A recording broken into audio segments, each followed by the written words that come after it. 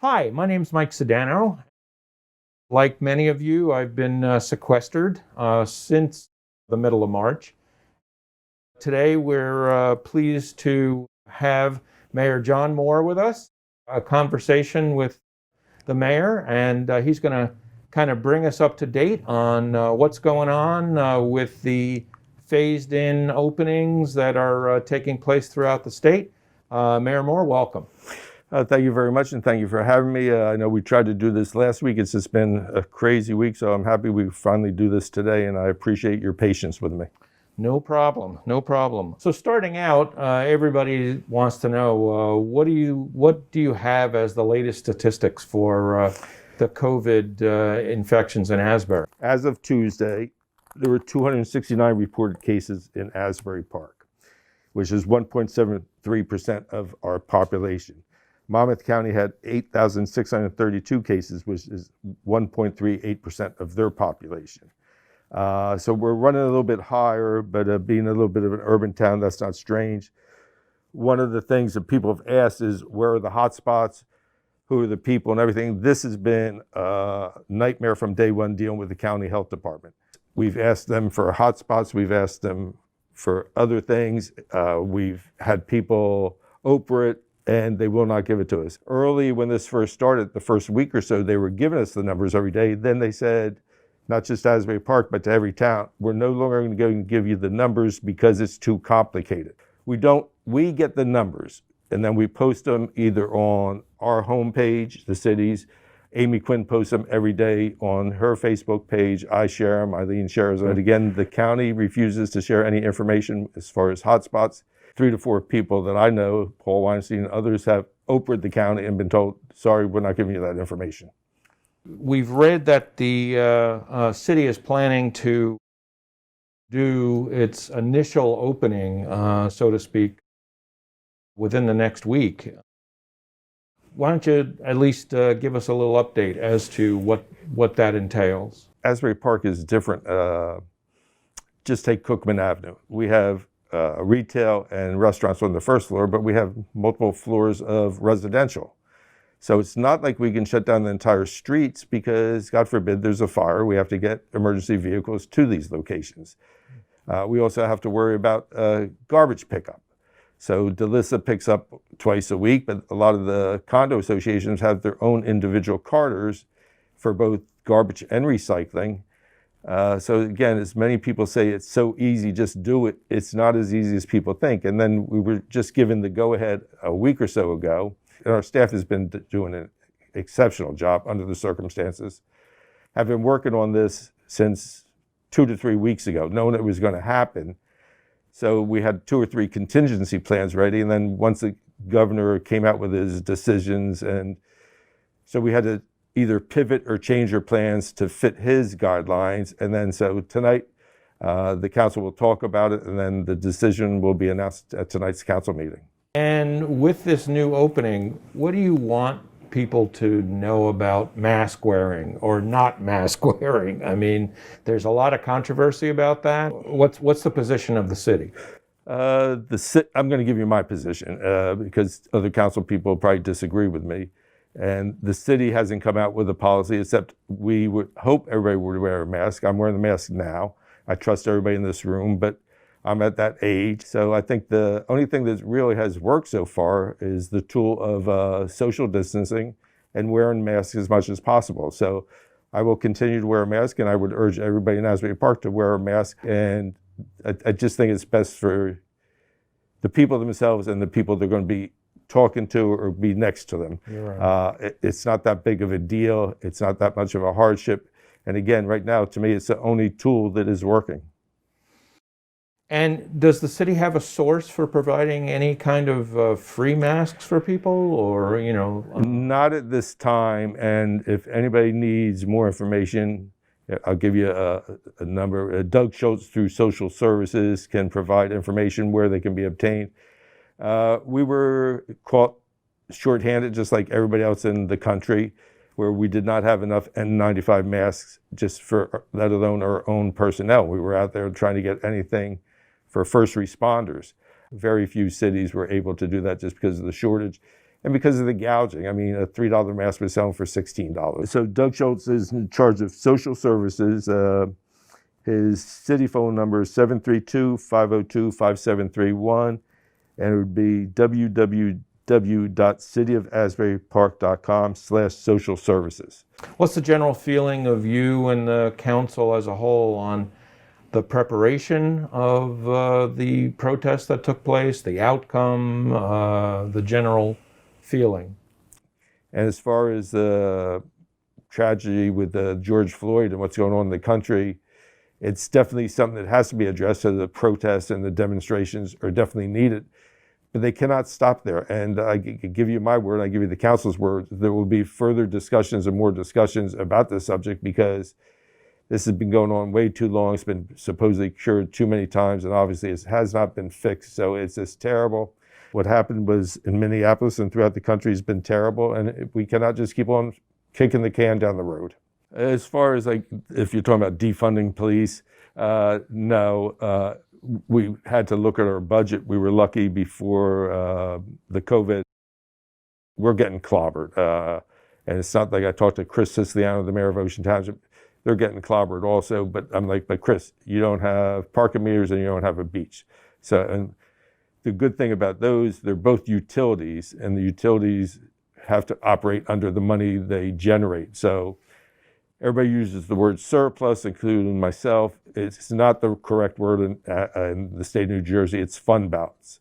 So we have a good fund balance in both accounts where we can take a 1-year hit and we'll be okay. If we have to take a 2-year hit, if this is not, we're in deep trouble. This year on the beach, I seriously doubt if we come close to covering expenses. Last year we sold 8,000 season badges. This year we sold a little over 9,000, and right now that's it. We're selling no more. We're selling 500 passes a day through Viply. Everything's on an app, VIPLY, and to get on the beach tomorrow, you would have to start calling tonight at 6:30, and then buy a beach badge. And we're only selling 500 at this point, and 500 at $7 is not going to cut into what we're losing. What was our average number? I don't know. Last year we took in close to like either 2.6 or $2.8 million on beach revenue. This year, I'll be happy if we take in 1.2, and that will not cover expenses.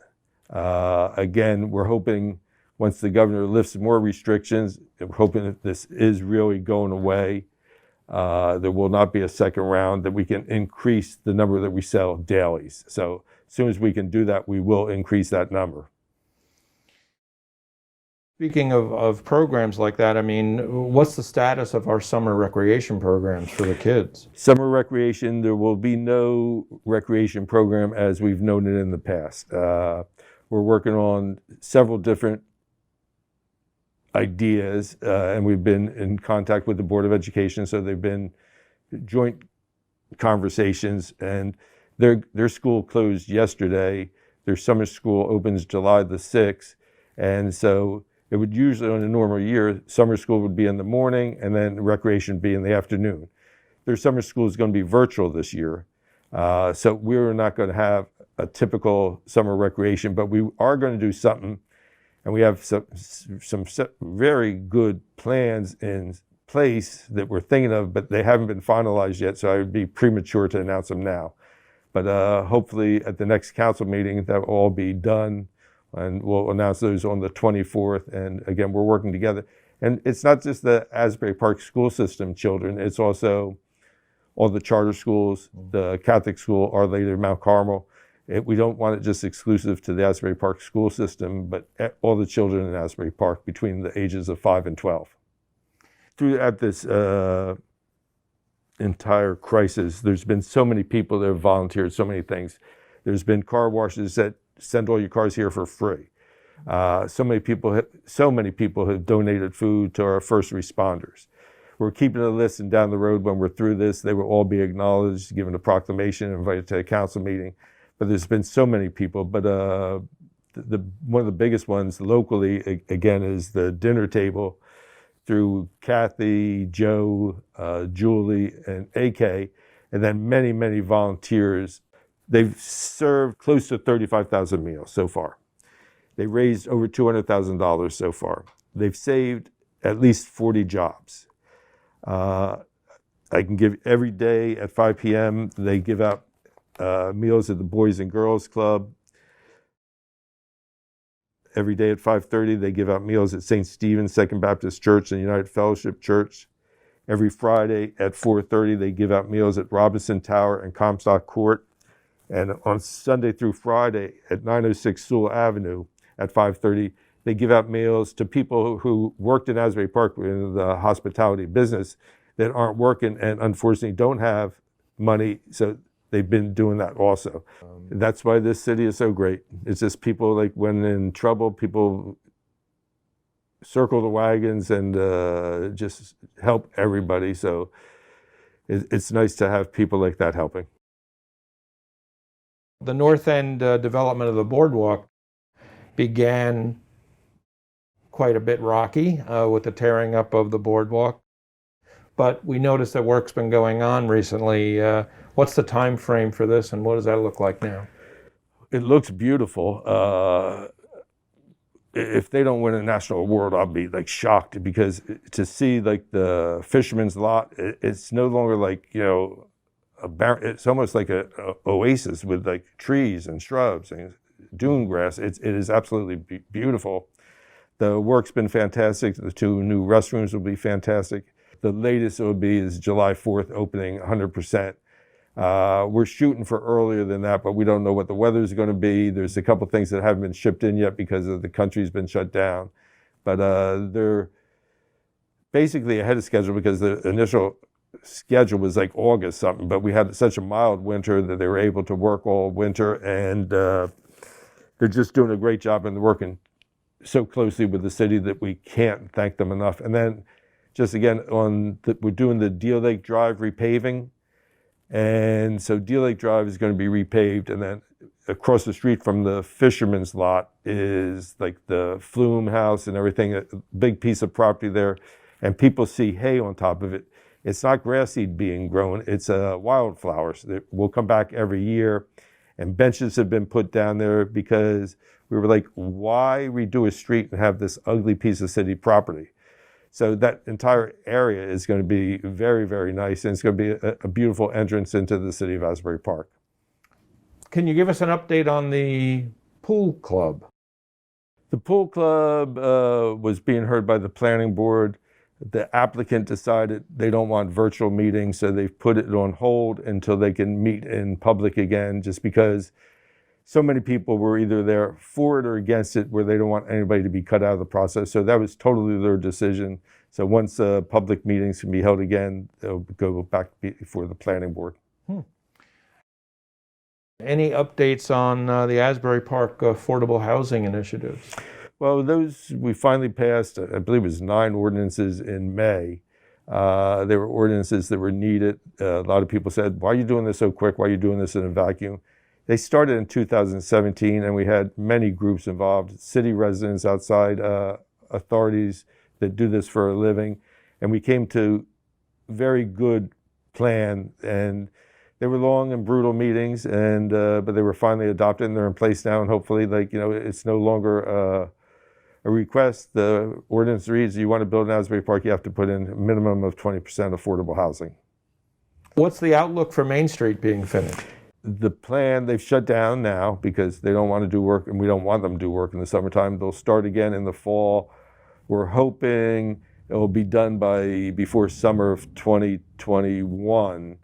Again, if everything goes right. The problem with, like, right now they're working on the south end from Asbury Avenue to the Neptune border. That's a total rehab. That goes down 10 feet, replacing all the sewer pipes and everything. Just because the sewer pipes throughout the city are the original terracotta, and there's a lot of leaks in them and holes. So when we have heavy rain, we're actually cleaning more rain than sewage. So and by doing like 13% of the streets, we've cut down on the infiltration dramatically, where we're saving money at the sewer plant end. It's taking a little bit more time, it's more costly, but fix it. We have to fix the sewers. It would be ridiculous to fix the street and then dig it up in 6 months when we have a sewer collapse. Okay, so the project hotline for the Main Street project, which again is a state project. So as much as everybody calls and yells at the city, it's a state project. The phone number is 732-716-3233. Are there any other topics or messages that you'd like to impart to the Asbury Park community? Well, just everybody, again, I wish you wear masks as much as you can. Social distance, again, seems to be the only thing working. Everybody be respectful to people next to them. Don't crowd each other if you're on the beach. Once the restaurants reopen with outside dining, follow the rules and regulations. Everybody take it down a notch. Everybody's frustrated, like 3 months of being inside and everything. So don't go out and do anything stupid. What do you find the most promising as mayor in the future months? I don't think we're ever going to, for a while, we're never going to have normal. But if we can get back to semi-normal, I'll be so very, very happy. Thanks, John, very much. Appreciate it. Appreciate you.